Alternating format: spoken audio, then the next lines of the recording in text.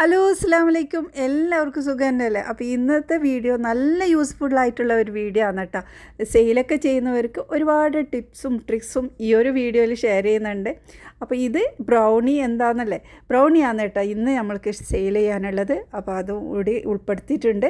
പിന്നെ നല്ല ഒരു അടിപൊളി ദോശയാണ് കേട്ടോ ഇന്നത്തെ മെയിൻ റെസിപ്പി. അപ്പോൾ ഇത് പാൽ ദോശയാണ്, നല്ല സോഫ്റ്റും നല്ല ടേസ്റ്റുള്ള ഒരു ദോശ. അപ്പോൾ ഇത് എങ്ങനെ ഉണ്ടാക്കുന്നത് നോക്കാം, വീഡിയോയിലേക്ക് കിടക്കാം. പിന്നെ നിങ്ങൾ സ്കിപ്പ് ചെയ്യാതെ മുഴുവൻ കാണണേ, എന്തെങ്കിലും ഞാൻ പറയുന്നത് എന്താണെന്നുള്ളത് നിങ്ങൾക്ക് കറക്റ്റ് ഫോളോ ചെയ്യാൻ പറ്റും. അപ്പോൾ മാഷാ അല്ലാ അൽഹംദുലില്ലാ എനിക്കിന്ന് ബ്രൗണീൻ്റെ ഒരു ഓർഡർ ഉണ്ടായിരുന്നു.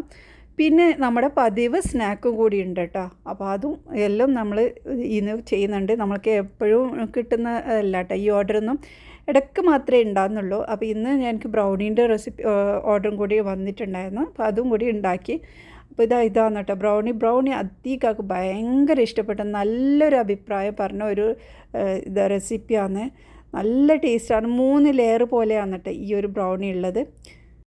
ഇത് നമ്മൾ കൊടുക്കുന്നത് പീസ് കണക്കാക്കിയിട്ടാണ് കേട്ടോ. അപ്പോൾ നാട്ടിൽ 800, 900, 1000 ആ ഒരു റേഞ്ചിലാണ് കേട്ടോ അധികം വാങ്ങുന്നത്.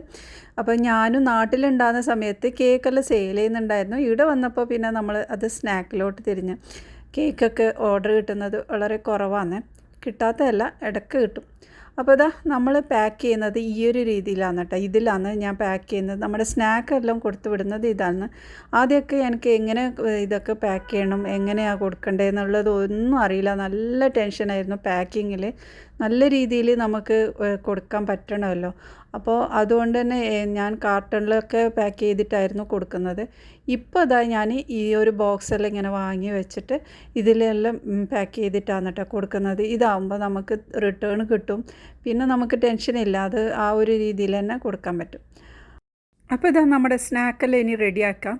അപ്പോൾ ഞാനിവിടെ 2 കൈയോടാണ് കേട്ടോ ചെയ്യുന്നത്. എല്ലാവരും ഇങ്ങനെയാണെന്ന് ചെയ്യുന്നത് അറിയില്ല. ഇങ്ങനെ ആകുമ്പോൾ നമ്മൾക്ക് ഈസിയിൽ എളുപ്പത്തിൽ തീരും. പിന്നെ അതുമല്ല ഇത് ഒരേ ഇതിൽ തന്നെ കയ്യിലാക്കുമ്പോൾ അതെല്ലാം കയ്യിൽ ഒട്ടിപ്പിടിച്ചിട്ട് ഒക്കെ ബുദ്ധിമുട്ടാവും. അപ്പോൾ അതുകൊണ്ട് തന്നെ ഇങ്ങനെ 2 കൈയോടും നമുക്ക് ചെയ്യുന്നതാണ് കേട്ടോ ഈസി.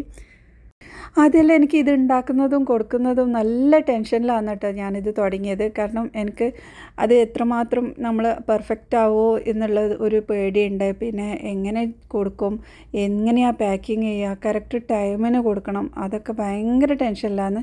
ഇതിൽ ഞാൻ കൂടുതലും ചിന്തിച്ചത് ടൈമിനെ കുറിച്ചാണ് കേട്ടോ. ആ ഒരു ടൈമിന് നമുക്ക് കൊടുക്കാൻ പറ്റിയില്ലെങ്കിൽ അവർ കൂടുതൽ സമയം ഇങ്ങനെ വെയിറ്റ് ചെയ്യുക, അതെല്ലാം നമ്മളെ കൊണ്ട് അങ്ങനെ ഒരാൾ വെയിറ്റ് ചെയ്യുന്നത് എനിക്കെന്തോ അതിഷ്ടമില്ലാത്തത് കാര്യമാണ്. അപ്പോൾ എനിക്ക് പാക്കിങ്ങിലായിരുന്നു നല്ല ബുദ്ധിമുട്ടായിട്ടുണ്ടായത്. അപ്പോൾ പാക്കിങ്ങിൻ്റെ കാര്യം ഞാൻ ആദ്യം കാർട്ടണിലെല്ലാം വെച്ചിട്ട് അഡ്ജസ്റ്റ് ചെയ്യലാണ്. അതിന് ശേഷമാണ് ഇങ്ങനെ ചെയ്യാമെന്നുള്ളത് അറിഞ്ഞത്. പിന്നെ ഞാൻ ഈ ഒരു ബോക്സ് വാങ്ങിയിട്ട് അങ്ങനെ കൊടുക്കുന്നുണ്ടത്. അപ്പോൾ ഞാനിത് അധികം ഷോപ്പിലാണ് ഇപ്പോൾ കൊടുക്കുന്നത്. ഇടയ്ക്ക് വീട്ടിലേക്കും കൊടുക്കാറുണ്ട്. വീട്ടിലത്തെ ഓർഡർ കിട്ടുമ്പോൾ അങ്ങനെയും കൊടുക്കും കേട്ടോ. അപ്പോൾ ഇന്ന് നമ്മൾ നല്ലൊരു ദോശൻ്റെ റെസിപ്പിയും കൂടി കാണിക്കുന്നുണ്ട്. പാൽ ദോശയാണത്.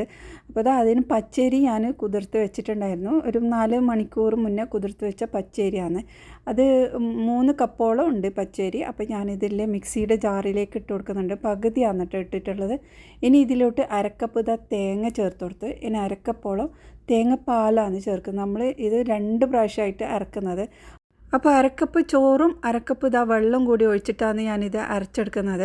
അപ്പോൾ നമ്മൾക്ക് ഇറക്കാൻ ബുദ്ധിമുട്ടാകുന്നുണ്ടെങ്കിൽ കുറച്ചും കൂടെ വെള്ളം ഒഴിച്ചിട്ട് നമുക്ക് അരച്ചെടുക്കാം. നല്ലോണം കട്ടിയാവണമെന്നില്ല, കുറച്ച് ലൂസായാലും പ്രശ്നമില്ല. അപ്പോൾ അരച്ചെടുത്തിട്ടുണ്ട്. അപ്പോൾ ഞാൻ ഇതിലേക്ക് ഒരു തേങ്ങയാണ് കേട്ടോ എടുത്തിട്ടുള്ളത്, വലിയ ഒരു തേങ്ങ. അപ്പോൾ അത് പകുതി അരക്കാനോട്ട് പകുതി തേങ്ങാപ്പാലുമാണ് റെഡിയാക്കിയിട്ടുള്ളത്. അപ്പോൾ ഈ ഒരു കട്ടിയിൽ നമ്മൾ അരച്ചെടുത്തിട്ടുള്ളത്. ഇനി ബാക്കിയുള്ള അരിയും നമുക്കൊന്ന് അരച്ചെടുക്കാം. ഇനിയിപ്പോൾ ബാക്കിയുള്ള അരി ഫുള്ളായിട്ട് നമുക്ക് ഇതിലേക്ക് ഇട്ട് കൊടുക്കാം. അപ്പോൾ ഇത് കുറച്ച് കൂടുതൽ തന്നെ ഉണ്ടായതുകൊണ്ട് നമുക്ക് ഇതിലേക്ക് തേങ്ങയും ചോറൊന്നും ഇടാൻ പറ്റില്ല. അതുകൊണ്ട് 2ാമത്തെ ട്രിപ്പിലാണ് കേട്ടോ ഞാൻ ഇറക്കുന്നത്.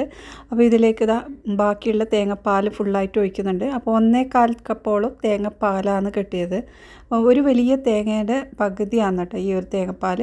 പിന്നെ ഇതിലേക്ക് കുറച്ച് വെള്ളം കൂടി, ഒരു അരക്കപ്പോളം വെള്ളം കൂടി ഒഴിച്ച് നന്നായിട്ടൊന്ന് അരച്ചെടുക്കാം.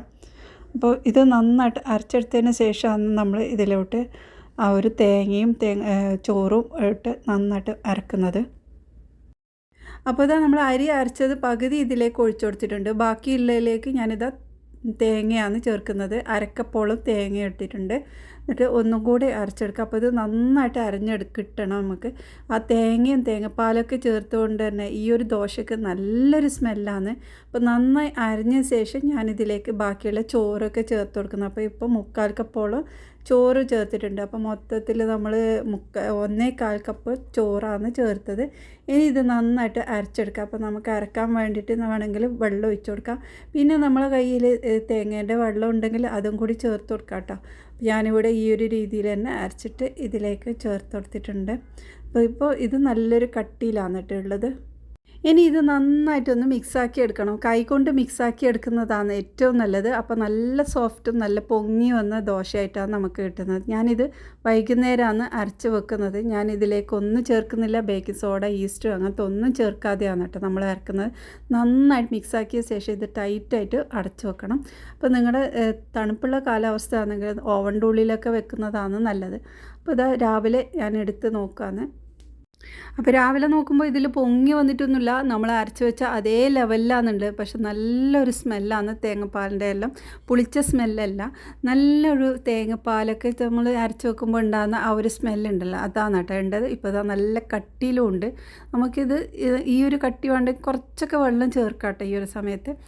അപ്പോൾ നമ്മൾ ഈ ഒരു സമയത്താണ് ഉപ്പ് ചേർക്കുന്നത്. പാകത്തിനുള്ള ഉപ്പും ചേർത്ത് നന്നായിട്ട് മിക്സാക്കി എടുക്കണം. അപ്പോൾ ഇത് നല്ല കട്ടിയിലാണുള്ളത്. അപ്പോൾ നന്നായി മിക്സാക്കി അത് ചെറുതായിട്ടൊരു ലൂസായിട്ട് വെക്കുന്ന ആ ഒരു രീതിയിൽ വരുന്നവരെ നമ്മൾ നല്ല രീതിയിൽ തന്നെ ഇതുപോലെ മിക്സാക്കി എടുക്കണം. അപ്പോൾ അതാ എല്ലാം റെഡി ആയിട്ടുണ്ട്. ഇനി നമുക്ക് ചുട്ടെടുക്കാം. അപ്പോൾ പാൻ ഇതാ ചൂടാക്കാൻ വെച്ചിട്ടുണ്ട്. ചൂടായ പാനിലോട്ട് നമ്മൾക്കിത് കുറച്ച് ഒഴിച്ച് ഒന്ന് ജസ്റ്റ് ഒന്ന് പരത്തിയെടുക്കാം. ഇനി നമ്മളിത് അടച്ച് വെച്ചിട്ടാണ് കേട്ടോ വേവിച്ചെടുക്കുന്നത്.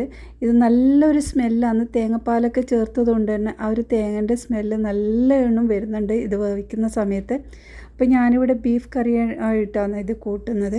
അപ്പോൾ ബീഫ് കറി ആയാലും മീൻ കറി ആയാലും നല്ല ടേസ്റ്റ് ആയിരിക്കും.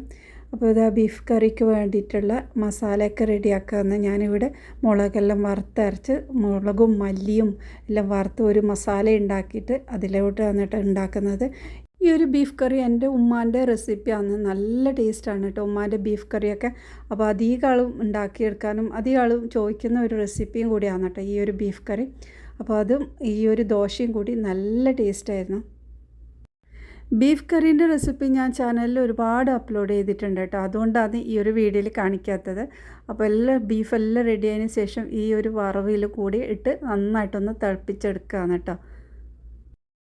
ഈ ഒരു ബീഫ് കറിയിൽ നല്ല ഗ്രേവി ഉണ്ട്. നമുക്ക് വേണമെങ്കിൽ ഗ്രേവിയോട് കൂടിയിട്ടും ആക്കാം, അതല്ല നോർമലായിട്ട് നല്ല തിക്കായിട്ട് നല്ല കട്ടിയോട് കൂടിയിട്ട് വേണമെങ്കിൽ അങ്ങനെയും ചെയ്തെടുക്കാം കേട്ടോ. അപ്പോൾ എങ്ങനെ ആക്കിയാലും നല്ല ടേസ്റ്റാണ്. ഇതിൻ്റെ മസാലയാണ് സൂപ്പർ. അപ്പോൾ ഇതുപോലെ ഞാൻ ഒരുപാട് വീഡിയോസ് ചെയ്തിട്ടുണ്ട്. കാണാത്തവർക്ക് ഞാൻ ഡിസ്ക്രിപ്ഷൻ ബോക്സിലും എൻ്റെ സ്ക്രീനിലും ഒക്കെ ഞാൻ അതിൻ്റെ ലിങ്ക് ഇടാം കേട്ടോ. അപ്പോൾ അത്രയേ ഉള്ളൂ ഇന്നത്തെ വീഡിയോ. നിങ്ങൾക്ക് എൻ്റെ ഈ ഒരു റെസിപ്പി ഇഷ്ടമായിട്ടുണ്ടെങ്കിൽ ഒന്ന് സപ്പോർട്ട് ചെയ്യണേ. ഇനി നിങ്ങൾക്ക് ഏതെങ്കിലും റെസിപ്പി ആവശ്യമുണ്ടെങ്കിൽ കമൻറ്റിലൂടെ അറിയിക്കണം.